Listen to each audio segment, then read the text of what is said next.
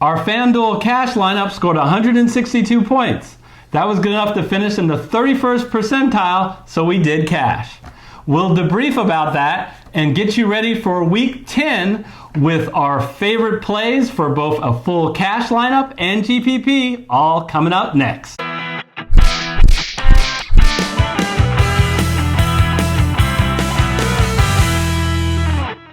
Hello everyone, I'm Eric Lee. And I'm John Schmalek, sitting in this week for Gary Kurtzman. Yes, it's a little odd not having Gary here, but don't worry, folks. Gary will be back next week in week 11. John, thanks so much for sitting in for him. Well, let's talk about our week 9. We had two players, Christian McCaffrey and Tyler Lockett, who just dominated and carried our lineup. Together, John, they scored 70 points. We also had Marvin Jones Jr. and Jameis Winston, who topped the 20-point marker. So all in all, we had a good cash game lineup, but we weren't the only ones who had a decent week. Who else was the last qualifier to qualify for our FanDuel FFC contest? Eric, the last qualifier for FanDuel contest is Cole Comerford, who selected Tyler Lockett and Tyreek Hill for top scoring wide receivers in week 9. Cole, you really nailed it. Great job. So a quick shout out to all 18 people who have qualified over these weeks for our FanDuel contest. Be sure you go to fantasyfootballconsultants.net. Look under Survivor Pool. Look at the table that says the FanDuel specific qualifiers. Make sure your username for FanDuel is correct. If it is not correct, be sure to use a YouTube comment to this video correcting it. But it's really critical that you do that, so when we sign you up for this league, that you can properly join. So again, congratulations to everybody who qualified for the FanDuel contest. So it's a little weird, John. There's no contest this week, so we just would challenge you in the comments. Talk about our lineup. Who would you change out in our cash lineup, our GPP lineup? You know, don't just say, hey, I hate that guy. Say, you know what? I would switch this guy out for this guy, or this combination of players for this guy. I think as a community, it would be really great and gets everybody more information of what our very smart community thinks of our lineup. So, want to remind everybody to please smash that like button and help us get to 10,000 subscribers by the end of the calendar year. Remember, if we do that, we will be coming to you during the playoffs with our DFS content. Playoffs? Don't talk about playoffs. You kidding me? Playoffs? Yeah, we're not kidding you, Coach Moore. We will do at least 1 week of both FanDuel and DraftKings in the playoffs. We also listen to what you guys tell us in the comments. Some of you have said, hey, get to the GPP and cash game lineups quicker. So that's what we're going to do right now. Let's go to the studio. Hey, Eric, let's go over our FanDuel cash game lineup. What do you say we start at running back? Yeah, no, absolutely. We always like to start with running back because if there is a position we want to pay up for, it is always running back. So we don't want to do that later and realize, well, we're out of money. So I look at running back and I'm looking at the Kamaras and the Barkleys. It's like shopping at a kid in a candy store. I like them all, but the nicest candy in the store is definitely Christian McCaffrey. We've talked in our NFL DFS Master Class about the fact for running back, it's all about touches. And Christian McCaffrey is off the chart in touches this year. 27, 26, 25, 37, and 27 touches in 5 of the last 6 games. The one game he didn't get that many touches was around 20 against the darn San Francisco 49ers, who has the best defense. I'll tell you who doesn't have the best defense in the NFL. It is the Green Bay Packers. They are particularly bad against the run. This is a spot. We're just not playing Christian McCaffrey because he's Christian McCaffrey. We're playing Christian McCaffrey because he's in a spot where he can really smash. And I love him. I don't care that he's on the road. I don't care that he's an underdog. He breaks all the rules. Go ahead and let's select Christian McCaffrey. Okay, he is $1,900 more expensive than Barkley. Yeah. At what point will you not take Christian McCaffrey? Well, every week FanDuel is testing me. To be honest, my default, if Christian McCaffrey is in a really good matchup, is I'm going to pick Christian McCaffrey and see if that hurts my overall lineup, that I can't put a lineup I'm comfortable with. I am comfortable with this lineup with him in it, so we're going with McCaffrey. All right. So it sounds like you're not happy about it. But so who do we pair McCaffrey with? I'd love it to be Barkley, but we don't have that kind of money. But I can save some money at $6,400, but I don't have to save in quality. I can get a bell cow back. I can get a back in a very good situation. I can get a back who has done well in the last couple of weeks. Who am I talking about at $6,400? It's David Montgomery. It may surprise people. Over the last 2 weeks, David Montgomery has been on 73% of the snaps. Look, he's the featured back, folks, now. And if you were to look at his detail, he has had a slew of very difficult defenses to run against. That stops this week. He draws the Detroit Lions, who are particularly bad against the run. He clicks off the fact that he's a home running back who is favored, granted only 2.5 points, but game script wise, they should get out in front more likely than not. I want to go quarterback. All right. I feel like, before I finalized the quarterback, I looked at the whole lineup, but I kind of see where this lineup is going. And as much as I would love to have, you want me to have Pat Mahomes, but I love to have Lamar Jackson. Yeah. I can't afford Lamar Jackson in this particular lineup. But it doesn't mean I need to go bargain basement for a quarterback. I'm very excited that to get at $7,700 Kyler Murray. John, every week I talk about Kyler Murray to Gary. Yeah. Gary hates Kyler Murray. Why? So the 1 week I can put him in is this week when he's not around to stop me. So we are going with Kyler Murray. I don't know why, but I love the floor that Kyler Murray gets you with his running game, and I absolutely love Kyler Murray's matchup this week.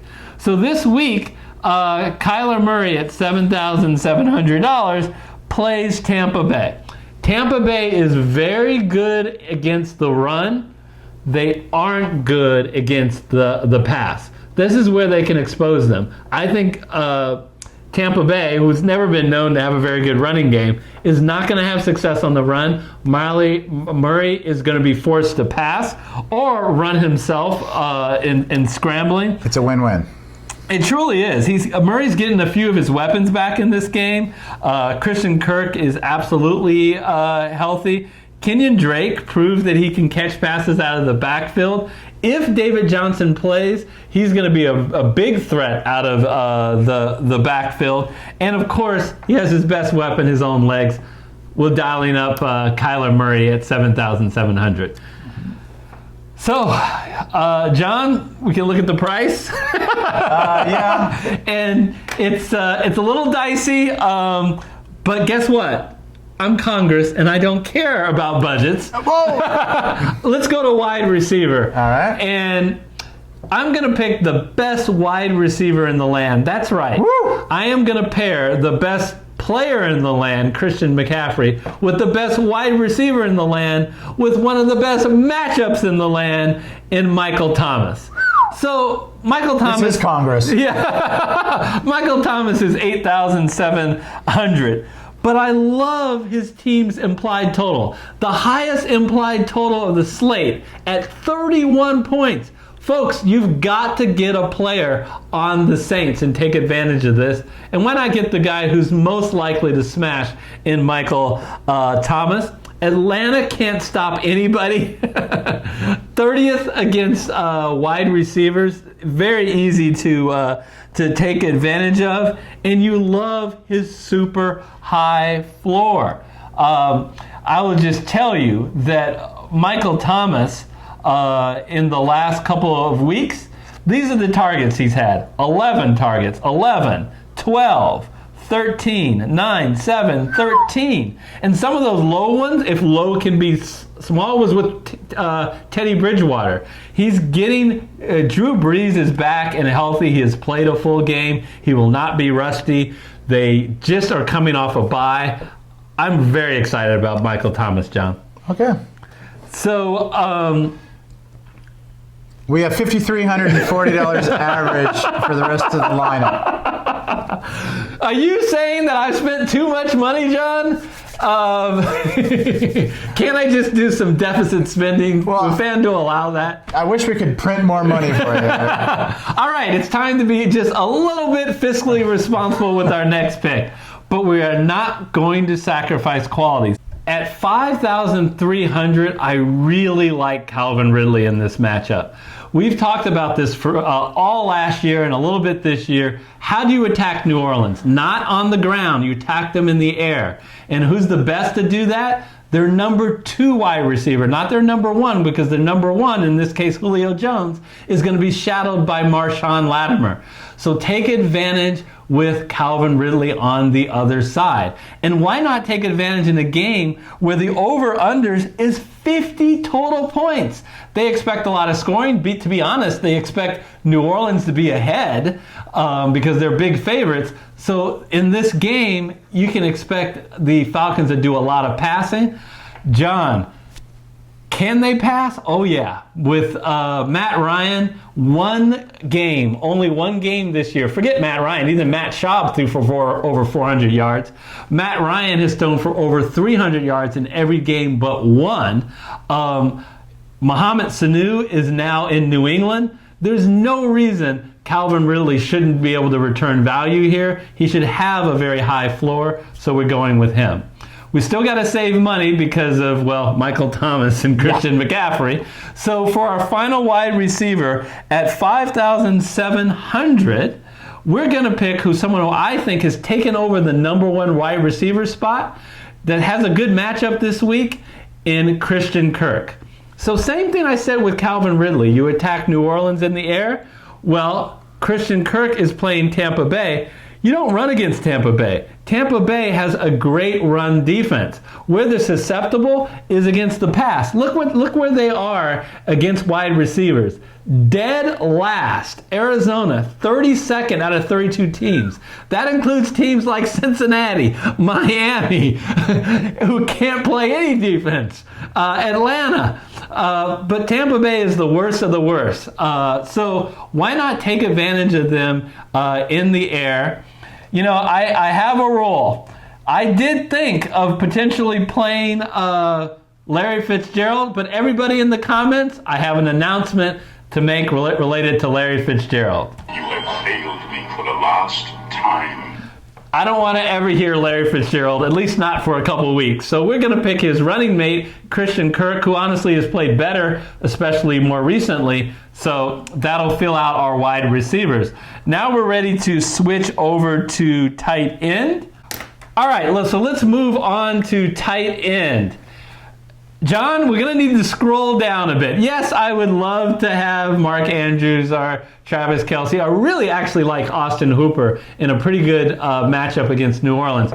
Can't afford him. We got to go down to $5,000 and get O.J. Howard. Well, Eric, is it really worth spending that much on Christian McCaffrey so that you can dumpster dive for O.J. Howard?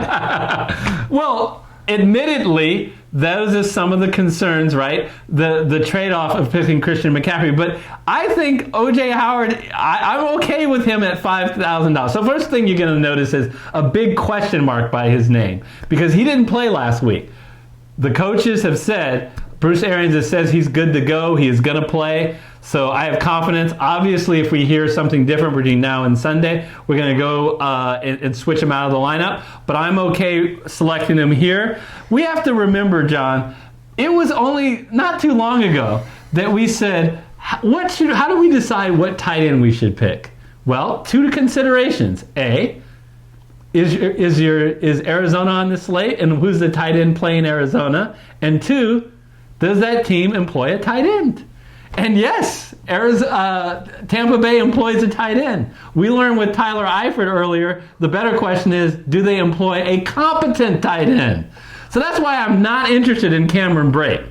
O.J. Howard is the tight end to have on Tampa Bay. So that is exactly where I want to go. I love the fact that Tampa Bay has a huge implied total, 30 points. We get exposure to that game by O.J. Howard, getting him in the lineup. So we're going to go that route at 5,000. Keep in mind our average now is only $53.50 per play. Yes, yeah. We have a flex player and a defense. We should be able to save some money at defense. So let's go over to flex, and I want to flex my muscles by spending some more cash. Marlon Mack at $7,400. He ticks off all the buttons you want from our NFL DFS Master Class. He is at home. He is a favorite, and boy is he a favorite. 10.5-point favorites over the hapless Miami Dolphins. Horrible defense in the Miami Dolphins. Take a look at Marlon Mack. 29th against running backs that Miami defense is. Look, I'll tell you the negatives on Marlon Mack. He doesn't do a lot in the passing game. But why? Why do you need him to do a lot in the passing game? Game script-wise, the Colts should be ahead. They should just ram the ball down Miami's throat over and over. Marlon Mack is the guy on first down. He's the guy on second down. He's the guy on the goal line. He's the guy in my lineup. We have exactly $3,300. So guess what? All those defenses that are in the red, we can't have. So if we wanted them, it doesn't matter. We got to go down to $3,300. Go to the bottom, all the way to the bottom. And I am really surprised that there's only two defenses that are worse than the Carolina Panthers. The Falcons and the Bengals, who are just atrocious defenses playing really good offenses that I don't want to touch. But why are the Carolina Panthers so cheap? Remember what we say in defense. The number one thing you want in the defense is a defense that gets a lot of sacks, that puts pressure on the quarterback. All the defense in the NFL. Who has the most sacks? It's the Carolina Panthers. And they're only 3,300. I get it. I know that they're on the road. I know that Green Bay theoretically at least has a good offense, but if you saw last week, that offense sputtered and had all kind of issues. Also, Aaron Rodgers is getting older. He's still talented, but he takes more sacks than he used to. He's not as mobile as he used to be. So I'm very happy. I'm very happy with this Carolina Panthers. So let me read our total cash game lineup. We have Kyler Murray at QB, Christian McCaffrey, David Montgomery, and Marlon Mack are our three running backs. Michael Thomas, I just like to say that, John. Michael Thomas at wide receiver. Calvin Ridley, Christian Kirk is his teammates. O.J. Howard at tight end, and the Carolina Panther defense. All right, we've got our GPP lineup up on the screen. And Eric, tell me why we picked Lamar Jackson at quarterback. Yeah, it's especially strange because you're probably looking for that other Raven at either wide receiver or tight end because I always stack my quarterbacks. Well, Lamar Jackson is a special quarterback. He's one, and excuse the phrase, John, that you can go naked with. And what that means is you don't need to stack a guy like Lamar Jackson in GPP because so much of his value doesn't depend on another player. Depends on his legs. I mean, the guy is incredible, John, what he brings to the table. I am going to read for you what Lamar Jackson has done the last time. So first of all, he averages almost 80 yards rushing per game. That's a quarterback, folks. 80 yards rushing a game. It's almost like getting two players in one. You get his passing stats, plus you get a pretty darn good running back. But the last time they played Cincinnati, just a few weeks ago, he threw for 236 yards, but more importantly, he ran for 152 yards and a touchdown.